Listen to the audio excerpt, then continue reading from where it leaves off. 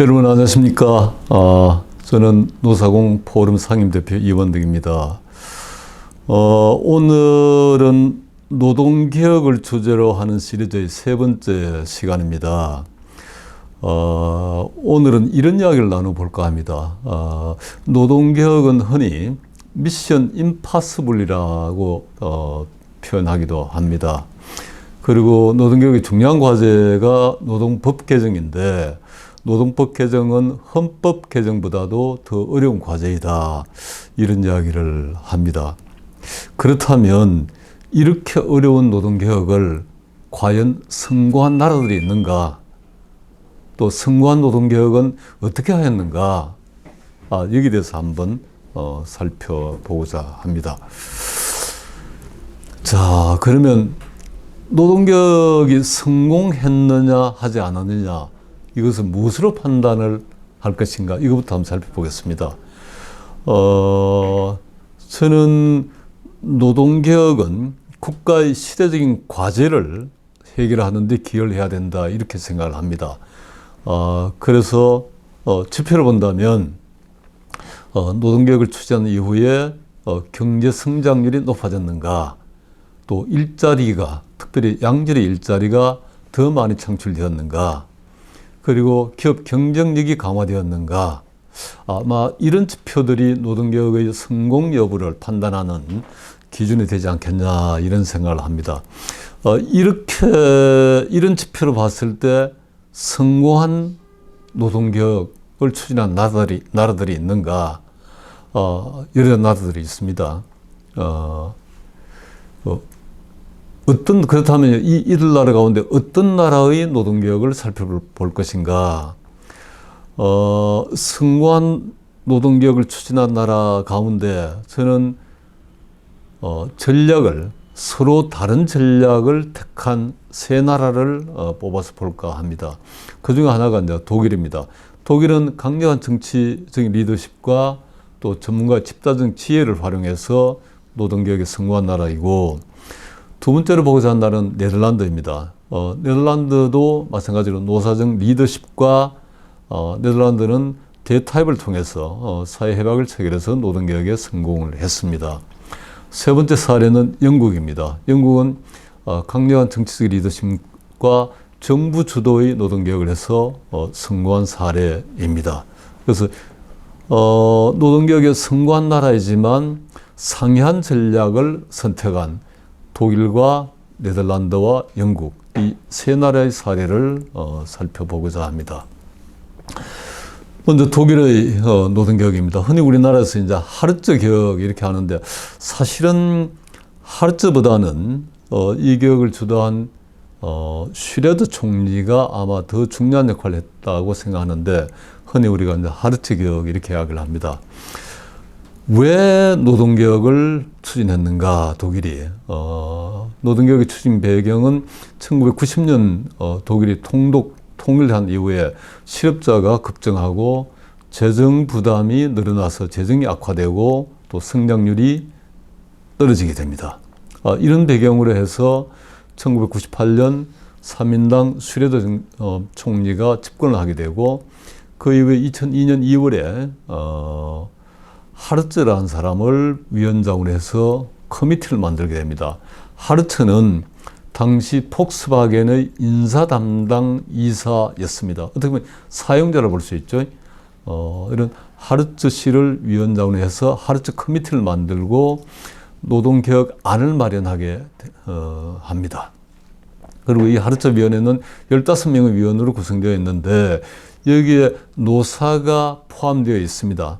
그러나 우리 지금 경사노위와 다른 것은, 여기에 참여하고 있는 노사는 조직의 대표가 아닙니다. 조직의 대표가 아니기 때문에 하르츠위원회는 대타협을 통해서 사회적 협약을 체결하고자 하는 기구가 아닌 것입니다. 어떻게 보면 이제 전문가의 중지를 모으고 그 중지를 모으는 과정에 노사의 의견을 듣는 그런 기구다, 이렇게 볼 수 있겠습니다. 그래서 2002년 2월에 하르츠위원회가 출범하고 2002년 8월에 하르츠위원회의 개혁안이 발표되게 됩니다. 그리고 2003년 3월에는 슈레더 총리가 아젠다 2010을 발표하게 되고, 이거는 정부와 3인당 당 차원의 안입니다. 그리고 3인당의 승인을 받아서 10월에 의회를 통과하게 되죠. 내용은 이따 다시 말씀을 드리겠습니다. 그리고 2003년에서 5년까지 하르츠 1법에서 4법까지 단계적으로 시행을 하게 되고, 그러나 그 이후에 2005년 총선에서 3인당 슈레더 정부가 패배하게 되고 보수당의 메르켈 정부가 집권하게 됩니다. 그러나 개혁의 성과는 사실은 그 이후에 시차를 두고 나타나게 돼서 보수당 메르켈 정부가 그 이후에 16년간 잠기 집권을 하게 되고, 이 시기에 독일이 유럽에서 유럽 EU를 주도하는 국가의 위상을 가지게 되는, 말하자면 국가의 위상이 높아지는 그런 배경이 바로 독일의 노동개혁에 있다, 이렇게 생각할 수 있습니다. 그리고 메르켈 정부는 당연히 개혁 기조를 유지를 하였습니다. 독일의 노동개혁의 주요 내용을 간략하게 살펴보겠습니다. 아까 말씀드렸듯이 하르츠 1법부터 4법까지 있고 슈레더 총리가 추진한 아젠다 2010이 있습니다. 내용은 여기 있는 내용을 제가 자세히 다 설명드리지는 않겠습니다. 그러나 파워포인트가 띄어져 있으니까 여러분들 참조를 하시면 되겠습니다. 하르츠 1법은 2003년에 시행을 하는데 핵심 내용은 기간제 근로와 파견 근로에 관한 규제를 완화하는 겁니다. 그래서 노동시장의 유연성을 좀 높이는 방향으로 개혁을 했다, 이렇게 볼 수 있겠죠. 그리고 하르츠 2법도 2003년에 시행되는데 저임금 근로라고 독일에서 이제 미니잡이라든지 미디잡이라 하는데, 단시간 근로를 하고 저임금을 받는 근로자에 대한 세금 혜택을 부여를 해서 이 단시간 근로를 촉진한다, 이렇게 볼 수 있겠죠. 그리고 같은 해에 슈레더 총리의 아젠다 2010을 시행을 하게 됩니다. 내용은 대체로 노동시장의 유연성을 강화하는 그런 방향으로 내용이 이루어져 있습니다. 예를 들어 이제 신규 고용 시 해고 제한 적용 사업장을 이전에는 이제 5인 이하였는데 10인 이하로 완화를 했죠. 그리고 신규 채용자의 수습 기한을 이전에 6개월에서 2년으로 연장을 했습니다. 그리고 실업급여와 실업보조금의 수혜 기간도 축소를 했습니다. 그리고 독일은 다 아시다시피 산별 노동조합이고 산별교섭을 하게 되어 있습니다. 그러나 기업이 재정적으로 위기에 직면했을 때는 기업 차원의 임금 협약을 허용하는 안도 내용이 포함되어 있습니다. 그리고 실업급여 기간도 단축했습니다. 그리고 하르츠 3법은 2004년에 시행을 했는데, 이때는 고용 서비스를 보다 효율적으로 체계적으로 하기 위해서 고용 서비스 인력을 늘리고 기관을 소비자 위주로 개혁한 그런 내용이 되겠습니다. 그리고 하르츠 4법은 2005년에 시행됐는데 장기 실업자에 대한 실업급여를 축소하는 이런 내용이 되겠습니다. 자, 이렇게 노동개혁을 한 이후에 독일의 경제와 고용이 어떻게 됐을까요? 만약에 노동개혁을 했음에도 불구하고 경제와 고용이 도움이 안 되었다면 굳이 무리하게 개혁을 추진할 필요가 없었으리라는 생각을 합니다. 그러나 지표를 보면 노동개혁이 대체로 2003년, 5년 이렇게 되는데, 그 이후에 보면 노동개혁의 성과가 나타나는 2005년 이후에는 경제성장률이 높아지고 실업률이 2005년경에 11%를 최고점으로 해서 추세적으로 계속 높아져서 2010년대에 가면 5%대로 하락을 하게 되는 겁니다. 1인당 국민소득도 당연히 지속적으로 올라갔습니다. 또 뭐 고용률과 실업률을 다시 한번 건데요. 노동개혁의 효과가 나타나는 시점부터 실업률은 추세적으로 떨어지고 고용률은 대체로 2005년에 65%대에서 2010년대에 가면 73%대로 고용률이 굉장히 많이 높아졌다 이렇게 볼 수가 있습니다. 그래서 독일의 노동개혁 이후에 경제 성장과 고용에서 큰 성과를 보았다. 이게 메르켈 정부가 장기 집권을 하게 된 큰 원동력이 되었다 이렇게 볼 수가 있겠습니다. 두 번째 사례로는 네덜란드의 노동시장 개혁을 살펴보고자 합니다. 네덜란드의 노동개혁은 1982년에 바세나르 협약으로부터 시작을 합니다. 바세나르 협약은 노사정 대타협에 의한 사회협약입니다. 1982년 바세나르 협약은 당시에 루버스라는 총리가 노사 대표와 함께 대타협을 하고 사회협약을 체결했습니다. 그 핵심 내용은 노동자분 임금 인상을 자제하고 기업은 근로시간을 단축하고 그래서 일자리 나누기를 하고 정부는 기업에 대해서 세제 혜택을 베푸는 그런 내용이 되겠습니다.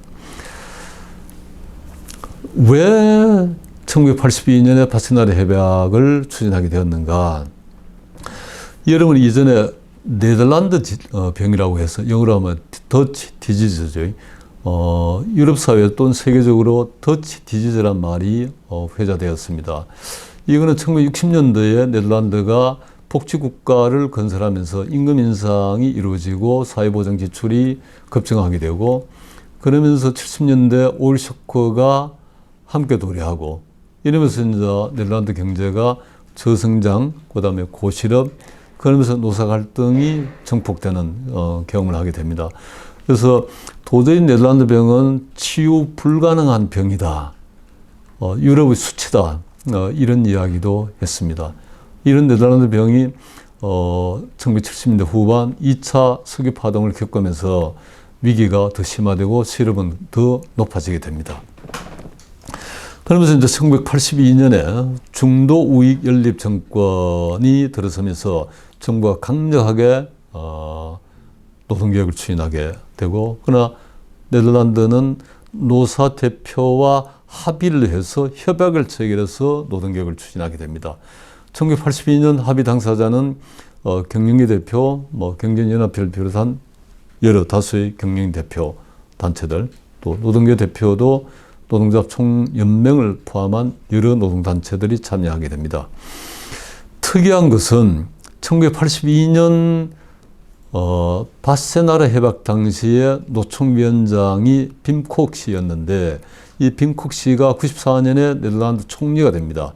네덜란드 총리가 돼서 2002년까지 총리가 되고 그 이후에도 계속 노동개혁을 추진하게 됩니다. 네덜란드의 그 주요한 사회적 합의, 노동개혁을 위한 주요한 사회적 합의는 여기 요약되어 있듯이 82년에 바세나르 협약, 93년에 신노선 협약, 뉴코스 협약이라는 게 있고요. 96년에 유엔안정성 협약이 있고 2013년에 또 다른 사회협약이 있습니다. 그래서 이 일련의 단계적인 사회협약을 통해서 노동개혁을 추진하게 됩니다. 그래서 이러한 일련의 노동개혁의 내용을 요약해서 본 것 때문에 임금과 근로시간과 관련해서는 임금 인상은 지속적으로 억제한다 그럴까? 안정적으로 인상하는 그런 기조로 나아가게 됩니다. 최저임금도 인상을 억제하게 되고 근로시간은 단축하게 되고 또 노동시장은 유연하게 됩니다. 대표적으로 이제 해고 통지기간을 단축하고 절차를 간소화하고 기간제 고용 규제를 완화하고 그 다음에 고용보호 조항이 있는데 이거는 단시간 근로에 대한 차별이라든지 이런 걸 금지하게 되고, 단시간 근로도 정규직과 비슷하게 정규직에 비례해서 정규직이 누리는 여러 가지 복지 혜택을 누리게 그렇게 한 겁니다. 그리고 파견 근로자의 경우도 파견 계약을 정규 계약으로 간주를 하게 하고, 근로자의 근로시간 단축권을 법적 권리로 인정을 하도록 했습니다. 이거와 함께 적극적 노동시장 정책, 적극적인 고용 활성을 위한 적극적 노동시장 정책을 대폭 강화했습니다. 자, 이러한 넷란드의 개혁 이후에 경제 성장률과 실업률의 추이를 보면 82년 바세나라 협약 이후에 지속적으로 추진해 왔는데, 여러분 보시다시피 80년대 초반 이후에 경제 성장률이 반등하게 되고, 실업률은 80년대 초반 이후에 추세적으로 감소를 해서 경제 성장과 고용 양면에서 노동개혁이 큰 기여를 하게 되었다, 이렇게 볼 수가 있습니다. 이것도 실업률과 고용률을 따로 표로 한번 살펴봤습니다. 아까 말씀드렸듯이 실업률은 지속적으로 떨어지게 되고, 고용률은 90대 초반에 59%에서 2002년에 74%까지 한 15%포인트 가까이 고용률이 높아지게 됩니다. 다만 넷란드의 경우에는 아까 시간제 근로에 대한 보호를 확대하고 촉진했다, 이런 말씀을 드렸듯이 시간제 고용의 비중이 압도적으로 다른 선진국에 비해서 압도적으로 높습니다. 노동시장 개혁이 거의 마무리되는 2012년 기준을 보면 넷란드의 시간제 근로자 비율이 38%에 가깝습니다. 다른 나라가 대체로 20% 수준이고 우리나라가 10% 수준인 것을 감안하면 넷란드의 시간제 고용 비율은 대단히 높은 편입니다. 세 번째 노동개혁 사례는 영국입니다. 영국 대처 정부의 노동개혁입니다. 대처 정부가 등장한 배경을 보게 되면 그 이전에는 노동당 켈런 정부가 집권을 했습니다. 1976년에서 79년 5월까지 집권을 했는데, 이 시기에는 석유 파동에 의해서 대단히 높은 인플레이션 상황이었습니다. 물가가 높다 보니까 정부에서는 노동당 정부이지만 임금 인상으로 인한 인플레이션 유발을 억제하기 위해서 소득 정책을 실시를 하고자 했습니다. 소득 정책이란 임금 인상을 규제를 하는 거죠. 당연히 노동자원 소득 정책에 대해서 반대하고 높은 임금 인상을 요구했습니다. 이러면서 노정 간의 갈등이 심화되게 되고, 그게 쌓여가지고 1978년에는 겨울에 장기 파업이 일어나게 됩니다. 이것은 이제 불만의 겨울이라고 하는데, 영어로 Winter of Discontent, 불만의 겨울이라고 하는데, 1978년 자동차 운수 병원 청소노조가 연대해서 장기 파업을 일으키게 됩니다. 이러다 보니까 런던거리가 쓰레기와 악취로 가득 차게 되고, 사람이 사망해도 제대로 뒤처리가 안 되게 되고, 그래서 많은 시민들이 이 혹독한 추운 겨울을 살아남을 수 있을까, 큰 걱정에 불안에 들었다고 합니다. 그래서 결국 클리언 정부가 79년 5월에 퇴진하게 되고 보수당 대처 정부가 등장하게 됩니다. 대처 정부가 등장한 이후에 이제 80년부터 노동개혁을 하게 되는데, 여러 차례에 걸쳐서 단계적으로 추진하게 됩니다. 먼저 1980년에는 노조가 누리는 클로즈드 샵, 노조 조합원이 아니면 기업이 취업이 안 되는 거죠. 클로즈드 샵 채택 시에 비밀 투표를 의무화했습니다. 그리고 동정파업을 불법화하게 되고, 동정파업을 주도하는 노조 간부에 대해서는 면책 조항을 삭제를 했습니다. 1982년 법 개정을 통해서 다시 한번 클로즈드 샵에 대한 규제를 강화했습니다. 5년마다 비밀 투표를 통해서 클로즈드 샵을 유지할 거냐 말 거냐 이걸 결정하게 했고, 노사 분쟁 대상을 명문화하고 정치적 파업을 할 경우에는 노조 간부에 대한 면책 특권을 제한을 했습니다. 그리고 1984년 법 개정을 통해서 노조 파업 시에 파업 여부에 대한 사전 투표를 의무화를 하게 하고, 1988년에는 노조에 반대할 수 있는 개별 근로자의 권리를 확대를 했습니다. 이런 일련의 말하자면 노동 개혁이라 그럴까? 어떻게 보면 이제 그 노동조합이 기존에 누리던 여러 가지 권리를 규제하는 이런 내용이 대단히 많았는데, 이 바탕에 마그렛 대처 수상의 자유주의에 대한 사상적인 기초가 있었다 이렇게 보여집니다. 마그렛 대처의 자유와 법치에 관한 생각을 나타내는 문장이 있는데, 그걸 살펴보면 자유란 뭐냐? 자유란 법의 창조물이다. 법이 없이 자유 없다. 아마 이런 생각인 것 같아요. 자유로 인해서 무정부 상태가 되어서는 안 된다. 그렇지 않으면 인간은 야수가 될 것이다. 이런 생각을 마그렛 대처는 했다라고 합니다. 자, 영국의 노동개혁 이후에 그 성과를 경제 성장률 측면에서 살펴보게 되면, 아까 대체로 이제 80년대 초반에 그 노동개혁을 추진하게 됐는데, 80년대 초반, 그러니까 79년 불만의 겨울, 78년 불만의 겨울 이후에 성장률이 뚝 떨어졌다가 노동개혁을 추진하는 80년대 초반 이후에 경제 성장률이 상당히 회복이 되죠. 그리고 90년대 초반에 한번 떨어졌다가 그 이후에도 영국 경제 성장률이 대체로 선진국 경제 성장률 수준을 유지해 왔습니다.